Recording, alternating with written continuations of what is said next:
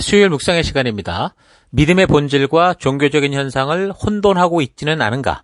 믿음의 본질과 종교적인 현상을 혼돈하고 있지는 않은가? 이런 제목으로 또 하루 묵상 시작하겠습니다.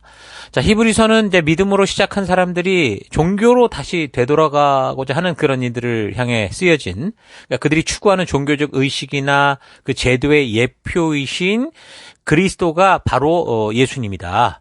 이런 사실을 변증하고 있다고 그랬습니다. 자, 그래서 첫째 이제 예수는 구약의 모든 선지자들을 통해 계시하셨던 하나님의 계획이셨다라는 것을 변증을 했고, 두 번째는 예수님은 모든 천사들 위에 계시고 또 하나님께서 그의 아들이다라는 이런 부분을 밝히는 그런 변증을 하고, 또 세 번째는 그 예수님은 유대교 모두가 숭상하는 모세보다 뛰어난 분으로 모세는 종이지만 그는 아들 되신다라는 것을 변증하면서 모든 율법의 완성이 되신 분이 바로 예수님이다. 이런 얘기를 좀 했죠. 그리고 네 번째는 예수님이야말로 진정한 안식을 주는 분이시다.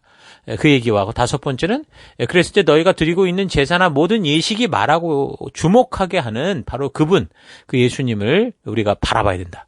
자, 이런 얘기들을 해왔습니다. 자, 계속해서 이제 8장부터 보면요, 성막을 예수님의 대제사장 되심과 이렇게 비교하면서 설명을 하죠. 8장에서 예수님으로 말미암아 성취된 새 언약이 왜 필요했는지를 이제 말을 하거든요.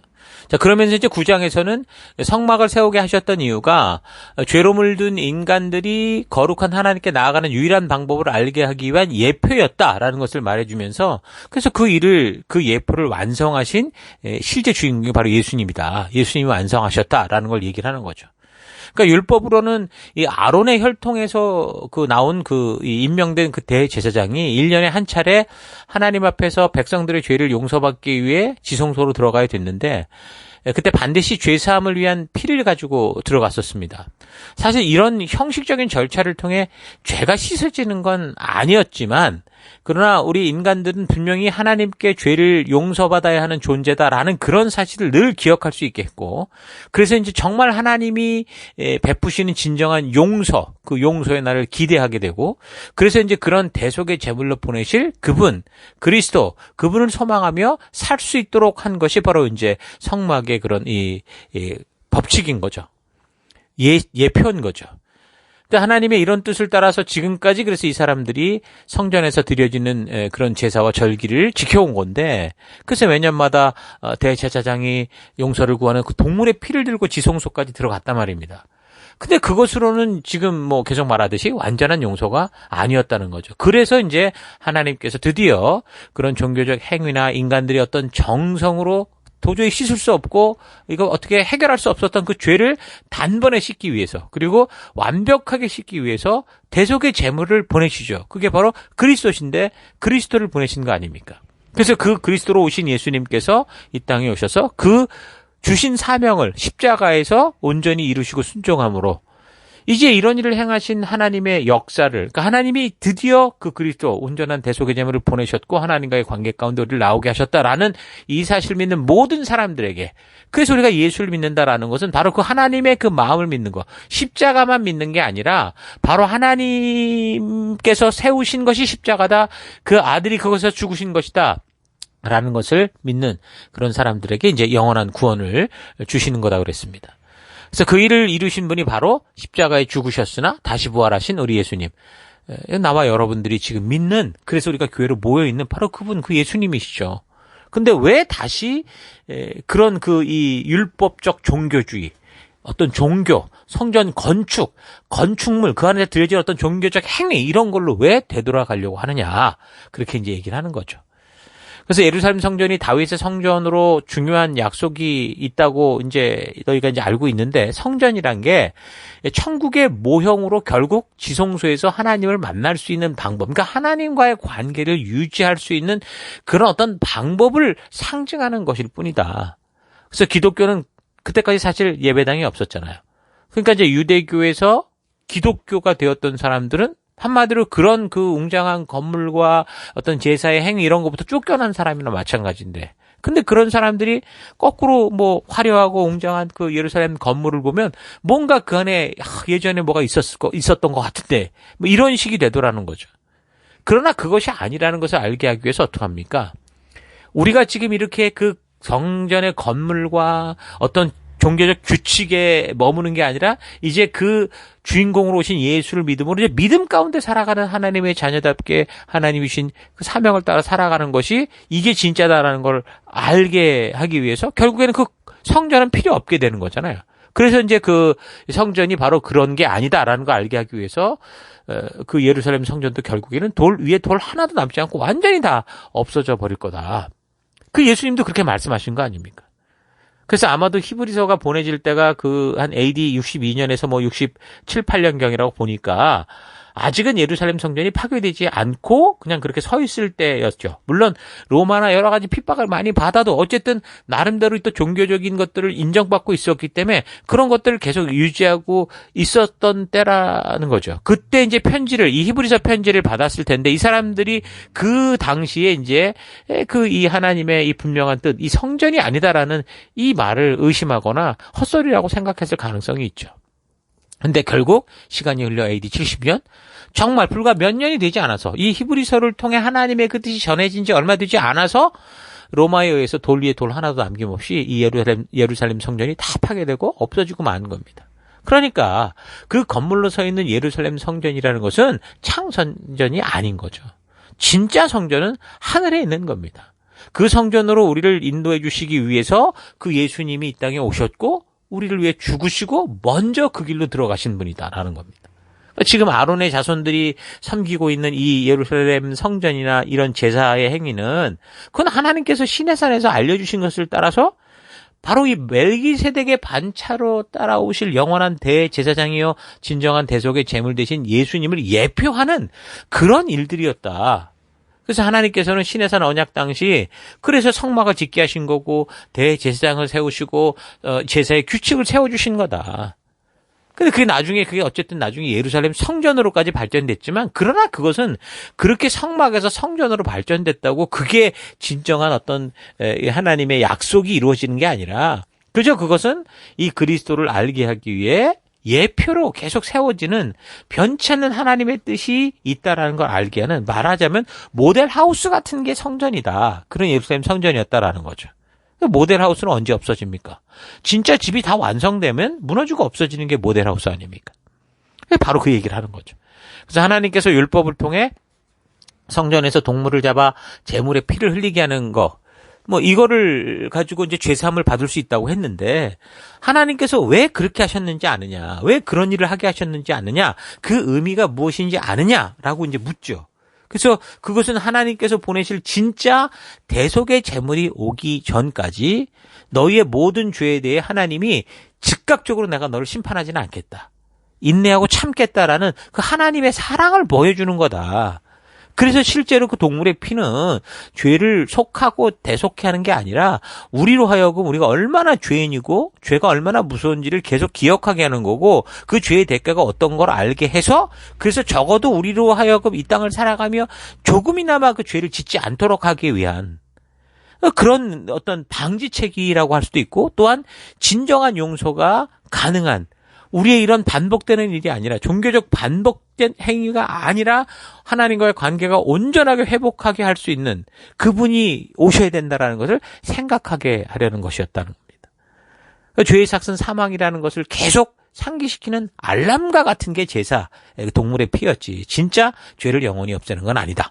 그래서 죄의 용서는 염소의 피나 송아지 피, 어린 양의 피가 아니라 하나님의 아들의 피. 점도 없고 흠도 없는 독생자의 피로서만이 가능하고 그 죄가 없어지는 거다. 그래서 율법이 말하는 제사라는 것은 마땅히 죽어야 하는 그 죽음의 죄악에 대해서 집행유예를 자꾸 연장시켜주는 것밖에 아무것도 아니었다. 그래서 우리 죄를 참으로 속죄하는 예수님의 피가 나타날 때까지 그분이 나타날 때까지 삶을 연장하기 위해서 드려지는 정말 우리가 겨우겨우 숨 쉴 수 있는 그런 정도밖에 아니었다. 그런데 이제 온전히 예수로 말미암아 이것을 해결시켜 주셨는데 그런데 너희가 또다시 그 율법적 종교로 들어가서 동물을 죽이고 피를 흘리고 이런 일을 하겠느냐 그 얘기를 하는 거죠. 그래서 이제 이렇게 10장 18절까지 히브리서의 첫 부분 1장부터 여기까지가 그 예수님을 상징하고 존재하고 있었던 이 성전의 제사나 율법, 레위지파의 구조, 기능까지 다 구원자로 오신 그리스도 예수님과 비교를 하고 그리고 변증을 하면서 너희가 그렇게 성령의 은혜로 예수님을 만나 하나님의 진실한 자녀가 되는 권세를 가지게 됐는데, 그런데 이제 유대교도들이 그렇게도 철저히 신봉하는 것이 상징하는 그 예수님을 버리고 하나님이 보내신 이 그리스도를 버리고 다시 종교로 되돌아가냐. 그 안타까움에 이제 이 히브리서의 첫 부분, 굉장히 긴 부분이죠. 1장에서 10장에 걸쳐서 이런 얘기들을 이렇게 쭉 적어내고 있는 겁니다. 자, 그래서 이제 그런 이 변증들을 하고 이제 10장 19절부터는 예수님의 피를 힘입어서 하나님의 자녀가 된 우리는 그 믿음을 굳게 잡고 살아가야 된다라고 외치기 시작하죠. 그러니까 하나님은 태초로부터 우리 인간을 서로 인격적으로 신뢰하고 살아가는 그런 믿음으로 부르셨지 종교적인 반복되는 행사로 부른 게 아니다. 그런데 사람들은 자꾸 뭔가 눈에 보이는 거, 느끼는 것에 치중을 해서 보이지 않으나 실제 살아계신 하나님과의 그 관계로 나아가는 믿음보다 자꾸 종교적이고 신비로운 것을 추구하는, 뭔가 종교를 추구하는 그런 삶을 사는 거죠. 그래서 저자는 그런 종교가 아니라 예수 그리스도로 말미암아 우리를 부르신 그 부르심에 대해 확고한 믿음으로 나아가서 우리는 말씀의 가치를 따라 살아가야 된다. 하나님이 창조하신 창조의 원칙, 그 이 땅을 정복하고 다스리라고 한 그 하나님의 가치를 따라 살아가야 된다라고 외치는 거죠. 자, 그래서 이제 계속해서 그 뒷부분을 내용을 살펴보면 그때 이제 예수님의 재림의 약속이 원래 그 성도들에겐 굉장히 큰 이슈였죠. 이제 우리가 조금만 참으면 예수님이 오신다.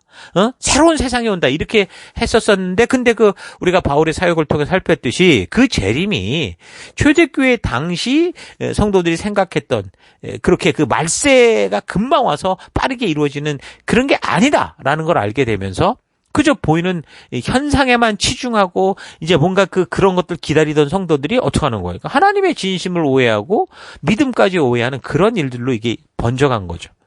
그래서 이제 저자가 말하는 겁니다. 10장 36절. 너에게 인내가 필요함은 너희가 하나님의 뜻을 행한 후에 약속하신 것을 받기 위함이라.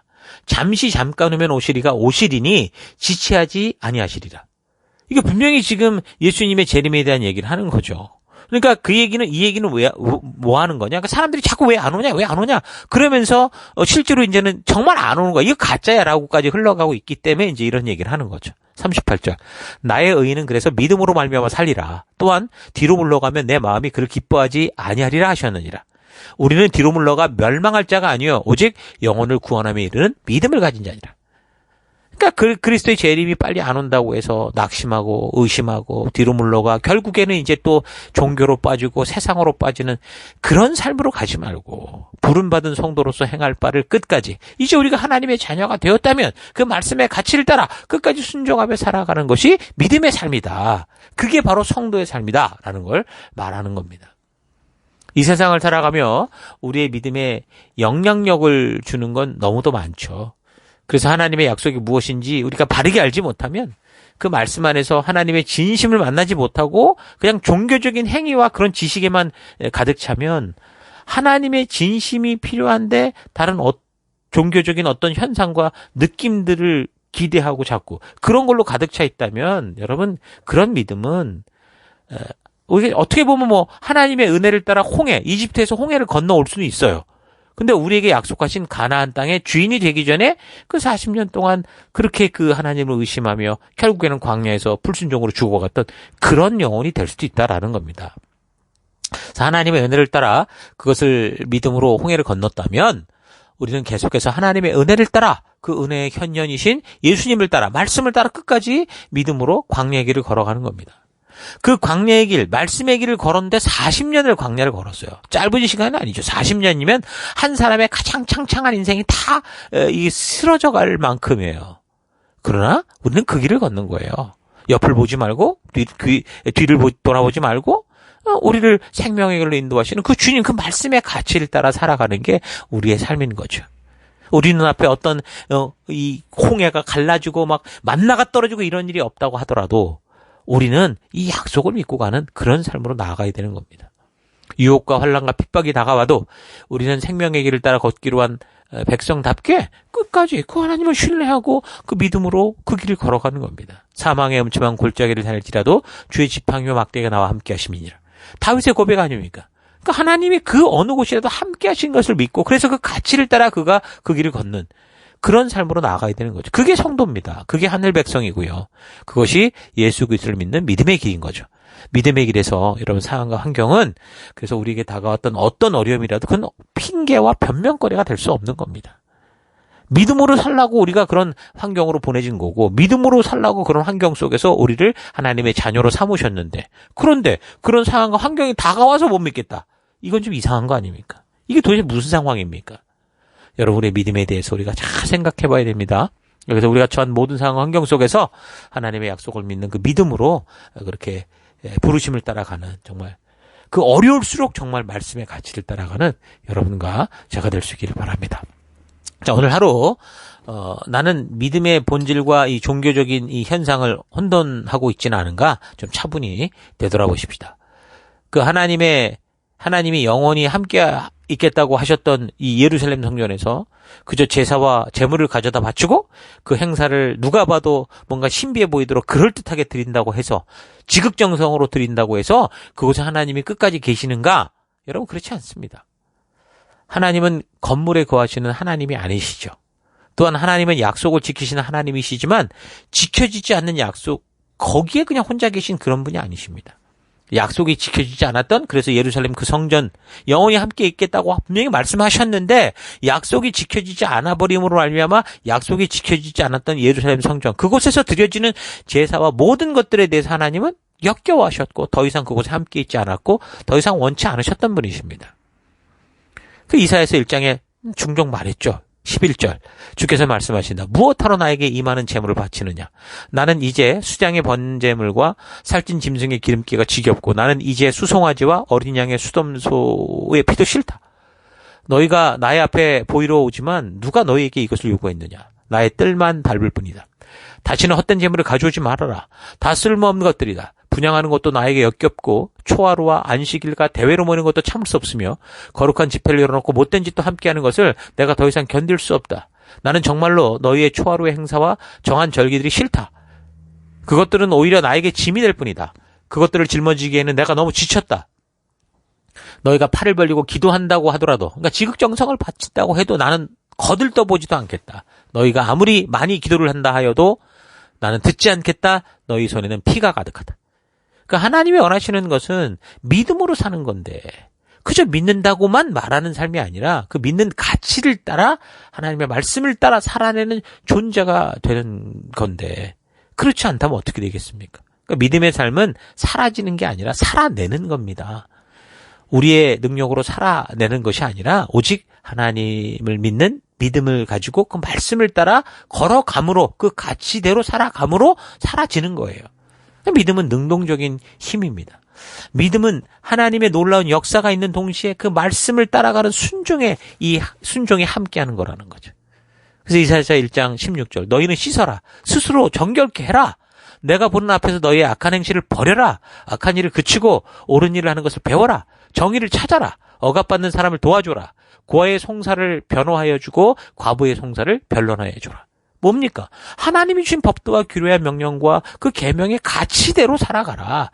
너희를 이 땅 가운데 보낸 이유는 하나님 나라의 그 법도를 따라 살아가는 하나님 나라 백성으로 보냈다. 그 얘기를 하는 거죠.